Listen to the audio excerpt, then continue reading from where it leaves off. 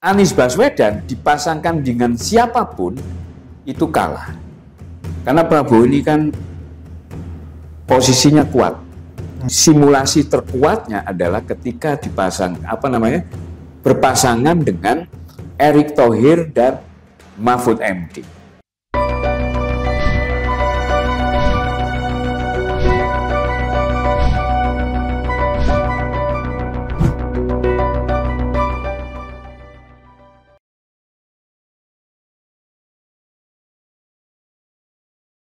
Kawan-kawan, kita bertemu kembali dalam rilis survei Indopol yang dilakukan pada 5-11 Juni yang lalu. Kali ini kita akan membahas tentang elektabilitas calon wakil presiden untuk pasangan Capres-Cawapres 2024 nanti.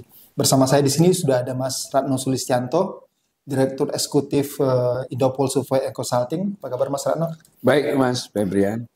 Bagaimana Mas Ratno temuan dari survei Indopol pada 5-11 Juni yang lalu dalam hal elektabilitas calon wakil presiden? Ya, Mas Febrian, terima kasih. Sekali lagi Mas, survei Indopol ini selain memotret elektabilitas, kemudian approval rating presiden dan beberapa variabel, ini yang penting adalah elektabilitas calon wakil presiden, Mas. Kenapa? Kita bisa lihat sampai hari ini figur terkuat capres, ya, apalagi yang sudah deklarasi itu masih belum menentukan siapa cawapresnya. Nah, minimal dari beberapa temuan survei itu bisa menjadi referensi. Nah, ini referensi publik dan bagi capres juga ya? Kira-kira begitu. Jadi nanti kita akan jelaskan figur mana sih yang sebenarnya cocok di misalkan Ganjar ataupun cocok Prabowo dengan siapa atau Anies dengan figur yang siapa itu nanti akan nampak.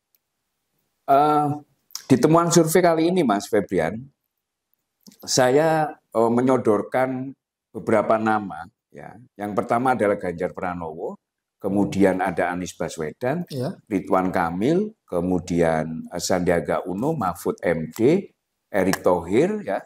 Ada satu saya tambahin Mas, selain AHY ya, itu Gibran Mas. Anaknya Pak Jokowi. Ya, ini meskipun kita menunggu hasil ini ya, MK ya. Kalau seandainya gitu ya, itu betul disetujui gitu ya terkait syarat presiden, umur presiden. Makanya kemudian survei ini menarik gitu ya, temuan survei ini karena apa? Cukup Gibran ini melewati beberapa nama yang di survei-survei sebelumnya itu tidak terlalu tinggi, misalkan kira-kira kayak Airlangga Hartarto, kemudian Caimin dan sebagainya. Nah, nampak di hasil survei Indopol kali ini itu ada 15,89% publik mengapresiasi Ganjar Pranowo itu layak menjadi cawapres. Gitu ya. Kemudian hampir sama 15,56% ya, 15,56% itu Anies Baswedan. Kemudian yang posisi ketiga itu Ridwan Kamil itu sebesar 11,37%. Kemudian Sandiaga Uno sebesar 7,82%. Nah, ini yang menarik. Jadi biasanya AHY gitu ya, yang nomor 3 begitu. Ini sekarang Mahfud MD, Mas. Okay. Mahfud MD itu di angka 7,50%. Kemudian Erick Thohir 5,81%. Jadi kira-kira dua figur ini yang belakangan itu diapresiasi oleh publik untuk cocok sebagai calon wakil presiden. Sementara AHY itu di angka 5,40% dan kemudian Gibran Raka Buming Raka itu di 2,90%. Nah, figur-figur yang lain tentunya di bawah 3% ya. Misalkan Muhaimin, Andika Prakasa, kemudian Kofifa, Nazaruddin Umar, Miftahul Anhar dan Said Akhir Sirat.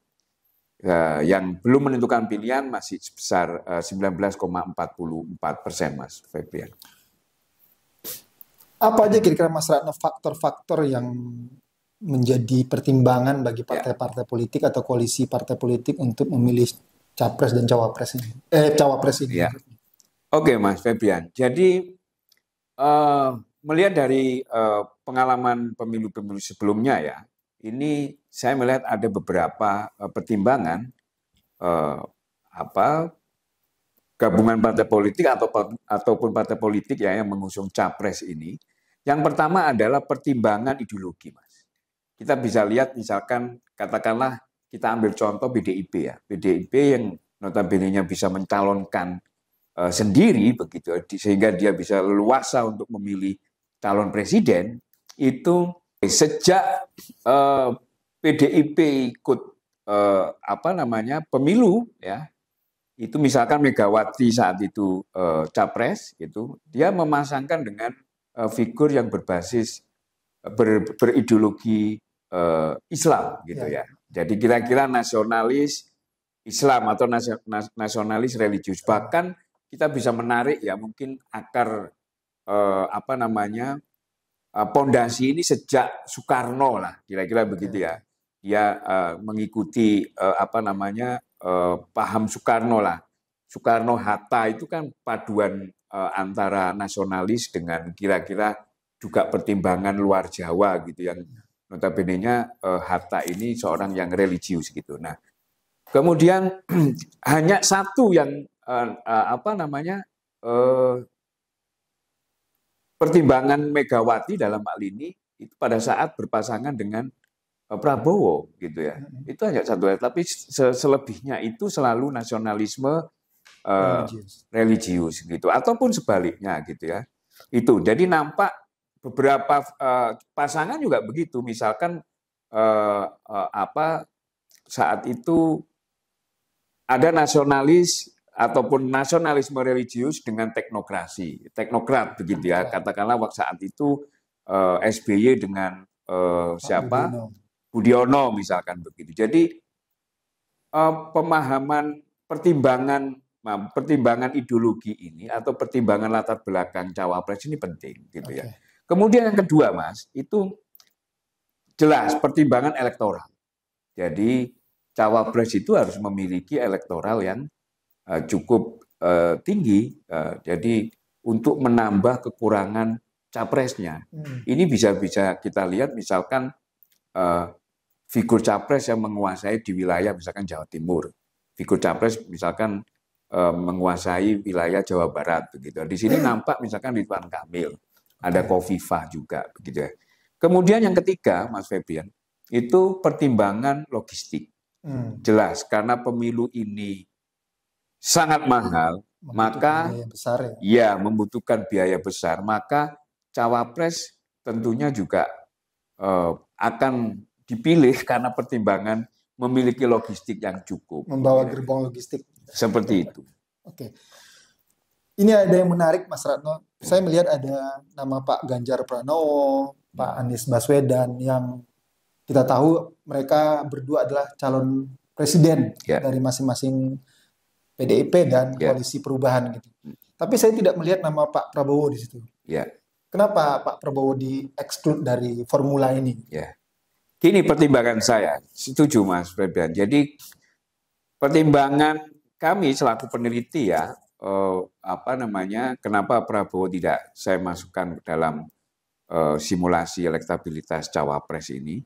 Karena Prabowo ini kan posisinya kuat dalam pengertian dia selaku ketua umum partai, pemegang utama otoritas partai begitu ya, yaitu Gerindra. Kemudian yang kedua, dia selaku juga pengantin, yaitu calon presiden. Nah, saya tidak bisa membayangkan misalkan Prabowo ini menurunkan Gerindra menjadi wakil presiden. Kira-kira begitu. Meskipun Gerindra butuh koalisi dengan partai yang lain. Misalkan dalam hal ini PKB misalkan. Kira-kira begitu, Mas. Makanya itu saya memberikan beberapa simulasi nama ini. Yang kedua, kira-kira begitu, Ganjar Pranowo begitu. Dia bukan pemilik partai, dalam hal ini bukan otoritas tertinggi, ya. nama dia dideklarasikan oleh PDIP melalui otoritas tertinggi ketua umum. Nah, kalau seandainya sampai pada hitungan terakhir Ganjar Pranowo tidak bisa dirasa tidak bisa memenangkan pertarungan di pemilu 2024, saya pikir masih bisa keputusan itu dianulir oleh seorang ketua umum. Nah, itu perbedaannya dengan Gerindra tadi, maksud saya begitu, Mas. Nah, apalagi Anies Baswedan yang dia tidak punya partai, ya kan? Kalau Ganjar Pranowo masih kader, ya bukan anggota partai gitu, bukan kader begitu ya. Hanya dicalonkan oleh Partai Nasdem yang didukung oleh Partai Demokrat dan PKS. Nah, kita bisa lihat sekarang gitu kondisinya, trennya terus menurun gitu ya. Kira-kira gitu. Kita bisa bayangkan kuat tidak nih Nasdem mempertahankan Anies Baswedan atau kemudian koalisi 3 ini. Belum kemarin AHY dipanggil atau diajak ngobrol dengan siapa? Bu Puan, sudah banyak selentingan goyang kan. Kira-kira begitu, Mas Febrian. Jadi nama-nama ini sengaja kami tawarkan ke publik agar menjadi ada peluang gitu ya. Oh, ternyata yang paling tinggi memang Ganjar Pranowo untuk diapresiasi menjadi cawapres, kemudian juga Anies Baswedan. Kira-kira begitu. Kemudian peta simulasi cawapres ini gimana, Mas Rano? Siapa kepada siapa yang ditemukan oleh survei Indopol yang lalu? Ya, Mas. Saya membagi 3, Mas. Membagi satu yang berlatar belakang NU. Yang kedua berpasangan yang berlatar belakang kira-kira tadi itu yang nasionalis ya. Atau kemudian gabungan. Nah, ini banyak memang simulasi berpasangan kami ini ya, mulai dari misalkan Ganjar Erick Thohir kita sandingkan dengan rivalkan dengan Prabowo Muhaimin dengan Anies Baswedan Khofifah. Nah, begitu. Kemudian Ganjar Sandiaga Uno, misalkan begitu, dengan Prabowo Erick Thohir, dengan rival Anies Baswedan Khofifah ataupun AHY. Nah, dari sekian simulasi tadi itu, pada kesimpulannya, Mas, itu untuk bulan ini tren naik, tren positif itu dimenangkan ketika dipasang Ganjar dan ataupun Prabowo itu ketika dipasangkan oleh Mahfud MD dan Erick Thohir. Nah, sementara Anies Baswedan dipasangkan dengan siapapun itu kalah. Tidak bisa memperkuat posisi Anies Baswedan. Apalagi kemudian dengan elektabilitas yang rendah. Ya, kira-kira begitu. Jadi kesimpulan di bulan Juni ini ya untuk pasangan capres dan cawapres itu simulasi terkuatnya adalah ketika berpasangan dengan Erick Thohir dan Mahfud MD. Kira-kira begitu. Pertanyaan terakhir, Mas Rano. Jadi karena Pak Ganjar dan Pak Anies Baswedan ini masih mungkin untuk jadi calon wakil presiden, kira-kira bagusnya pasangin kemana ya, Mas? Analisis Indopol ini gimana? Ya kalau untuk kemenangan ya seperti pola awal. Jadi 3 figur presiden dalam survei ini yang unggul ini, ketika dipasangkan salah satunya itu akan diprediksi memenangkan 1 putaran. Atau setidaknya di putaran pertama dia unggul. Gitu ya. Misalkan Ganjar Pranowo, Anies Baswedan melawan Prabowo dengan Caimin misalkan ya, atau sama Erick Thohir gitu, itu masih unggul Ganjar Pranowo dan Anies Baswedan. Ataupun kemudian Prabowo Subianto dengan Ganjar Pranowo melawan dengan Anies Baswedan dengan siapapun itu akan memenangkan pertarungan. Artinya Kira-kira begitu. dua nama ini untuk jadi cawapres sebenarnya sangat seksi, Mas. Betul, betul Mas. Terima kasih Mas Ratno. Kawan-kawan, itu yang kita diskusikan kali ini. Kita melihat ke depannya masih sangat liquid, masih sangat cair, dan dinamika pemilihan cawapres ini tentu masih akan kita tunggu ke depannya akan seperti apa. Nantikan rilisnya hasil survei Indopol selanjutnya. Demikian, salam sehat, terima kasih.